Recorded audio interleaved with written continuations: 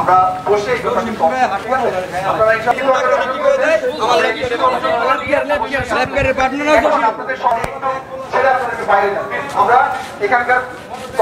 দুইবার কইরে কি পালস নাই মারা গেছে, পরে আরেকবার আনছে এগুলো হয়েছে মারা গেছে, পরে এখন আনার পরে এখন দুইবার দেখেছি করার পরে অনেক পালস আছে। তাহলে প্রথম তিনবার যদি মারা যায় তাহলে এই মানুষ চতুর্থবার 2 ঘন্টা পরে কেমনে বাঁচে? কয়েকবার পাল চাইছে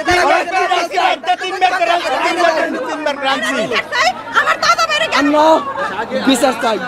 6টা কাগজ বাই করার পর লাস্টটা বাইরে বেডে বাইর করে আবার মেশিন লাগাই কি মারা গেছে। তখন বাসায় নিয়ে যাওয়ার পরে আমরা নিয়ে গেছি, আবার আনছি হাসপাতালে। মানে আমাদের মনে মানে যে আচ্ছা ওই বাঁচতে রয়েছে, ওর বডি গরম কিন্তু হাত পাও ঠান্ডা। আর কইলাম বাসায় কোন আবার আনছি দিন নরে, বাসায় কোন দিন নরে, তখন আবার আনছি। তাহলে মারা কইলে গেলে 4 ঘন্টা। মানে এই ডিস্ট্রেস কল পাওয়ার পরে আমি নিজে এসেছি আপনাদের সমস্যা শুনতে, ঠিক আছে?